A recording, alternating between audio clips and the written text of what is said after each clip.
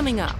My hand was not on the trigger. Convicted of murder. I really feel like the jury should have known everything. But it might not be case closed for Greg Lynn. It was a nutcase. What are the secrets hidden in his past? It's his wife, treating her like an animal. What decent person does that to the mother of their children? That's next on 60 Minutes.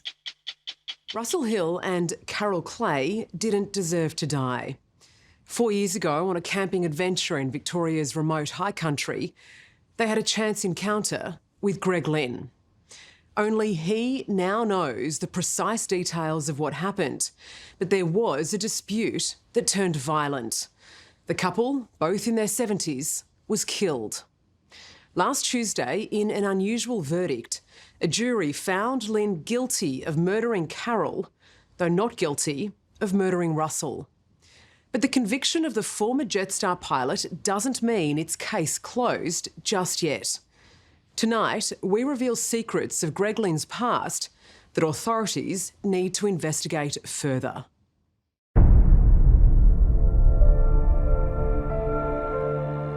It was heartbreaking when 2 years ago, I joined sisters Colleen and Debbie as they ventured deep into Victoria's high country. They were on a mission to find the truth about their missing father, Russell Hill.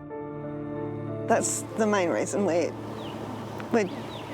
doing all this, to try and help find out what happened. 2 years earlier, he'd vanished, along with his mistress, Carol Clay, during a camping trip in the remote Wanangata Valley. Yeah, actually, it's like a living nightmare.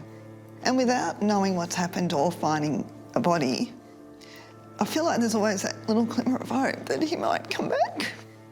And yeah, so that's really hard because deep down I know he won't. But that little possibility is still there.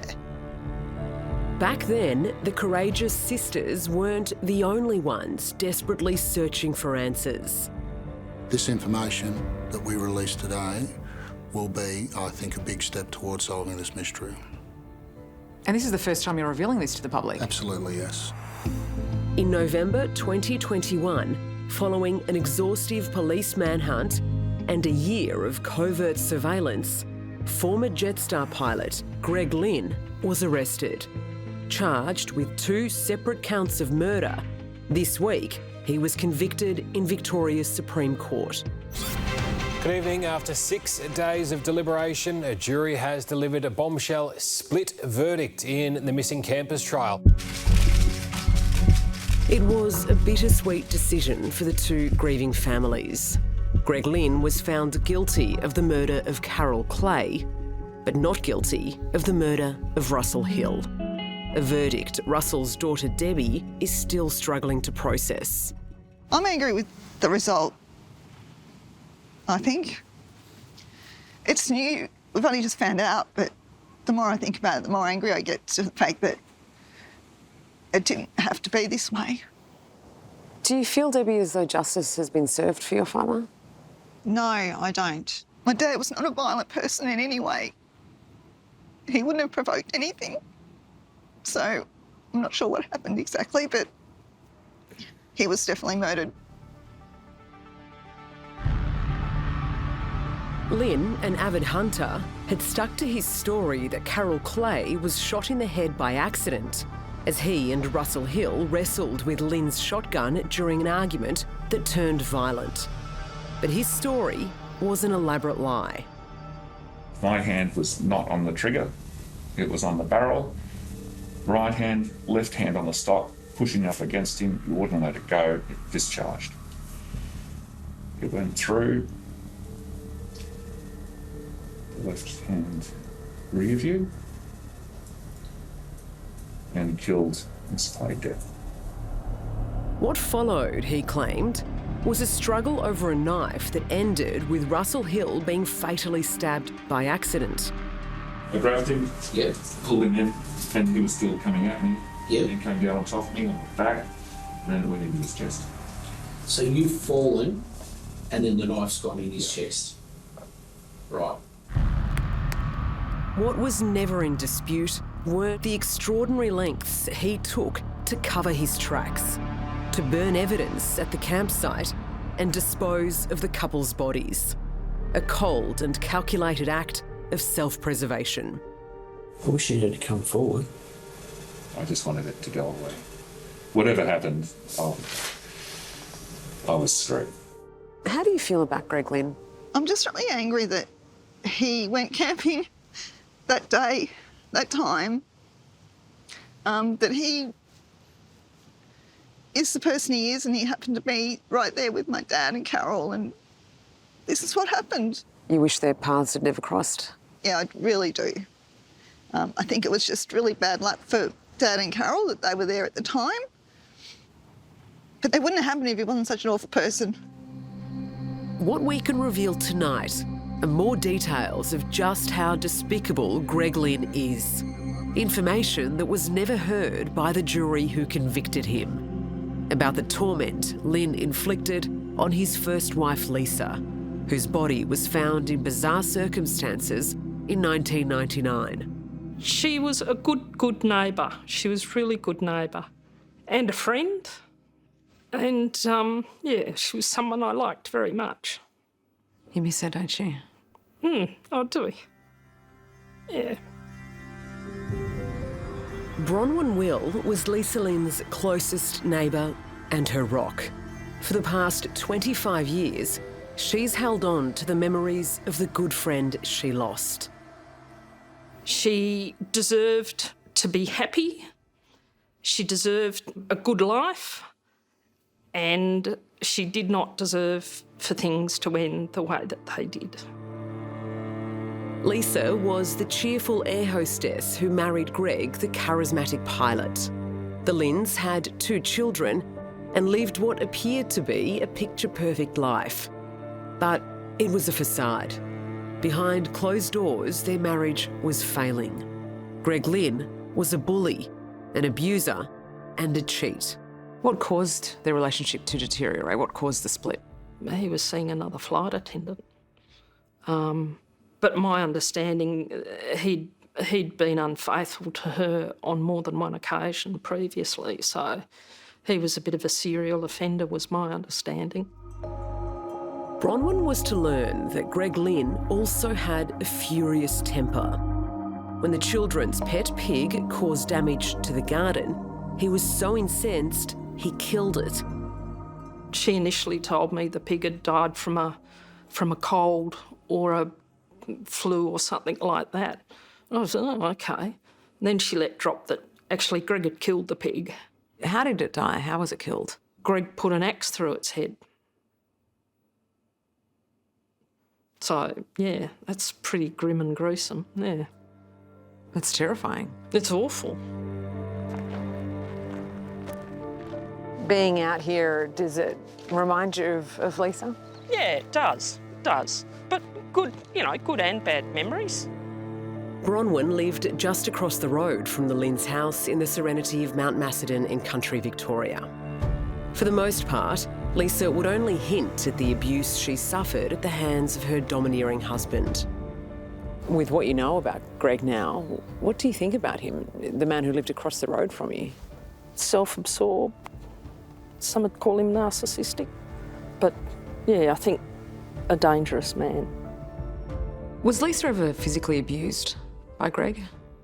She did describe a time where I think Greg slammed a door on her and it hit her in the head and it knocked her unconscious. And then there was another time where I think Lisa had had too much to drink or something and Greg pushed her outside and, hosed her down and locked her outside, overnight. We've learned more details of the heartless cruelty Greg Lynn inflicted on his wife that night. At the time, he told how he was determined to teach her a lesson. I bound her hands and feet with masking tape and carried her outside into the backyard. I put her near the back steps and hosed her down with water from the garden hose. I then sat out there with her and she got extremely cold. I agree this action was quite unusual, but my intentions were for her to never drink to excess like that again. What a dog of a thing to do. Yeah, how would you describe that behaviour? I think it's pretty abusive. It's a measure of violence and immaturity. Yeah, Because my understanding is he laughed about it with other people, around that time. He thought binding his wife, throwing her outside and hosing her down was a joke. No, I think he thought so. I'm sure he got a laugh out of it. When Greg left to set up a new life with his lover, the abuse continued unabated. He bombarded Lisa with threats and broke into the family home to take belongings, including the car, leaving Lisa isolated and desperate. Is a shit. Who does that to their wife? Who has multiple affairs unless they consider their wife to be unimportant? Who makes their wife feel unsafe? No, he wasn't a good husband. Well, it's worse than that, isn't it? Yeah, it is, yeah. There was one stage where, because I was a lawyer, I said to her, look, you really should think about updating your will or getting a new will. And she said, no, I can't do that. I can't do that because that will mean Greg's going to kill me. Wow. I just thought, that's a weird thing to say. In October 1999, Lisa was found dead in mysterious circumstances at the age of 34. She was lying in the fetal position in the driveway, her two sons still asleep inside. A coroner found her death to be the result of a combination of alcohol and prescription drugs. I've never accepted that Lisa intended to take her life. Never accept that. She adored those kids, absolutely adored those kids. My only caveat is if Greg had threatened to hurt the kids if she was still around. That's my only caveat. Do you think Lisa's death was investigated properly at the time? I think the bare minimum was done. Does that disappoint you? Yeah, it does, yeah.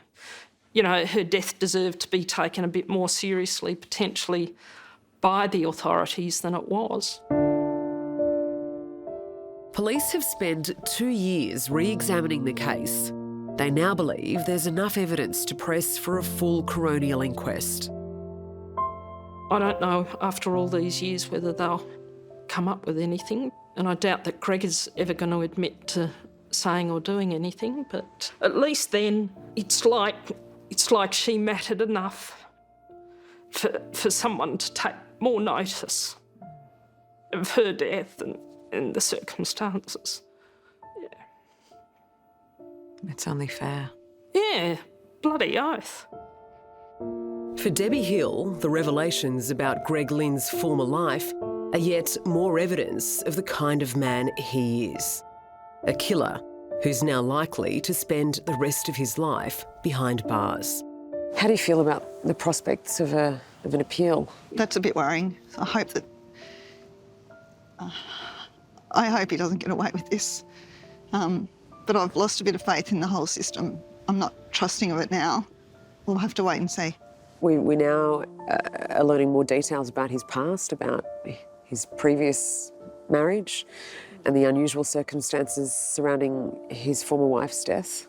What do you think that says about him? He's just such a terrible person. And I really hope the world gets to know how awful a person he is now. He tried to paint a picture of himself as a respectable pilot, wasn't out for any trouble, but now they know what he's really like. Hello, I'm Dimity Clancy. Thanks for watching 60 Minutes Australia. Subscribe to our channel now for brand new stories and exclusive clips every week. And don't miss out on our extra minute segments and full episodes of 60 Minutes on 9now.com.au and the 9Now app.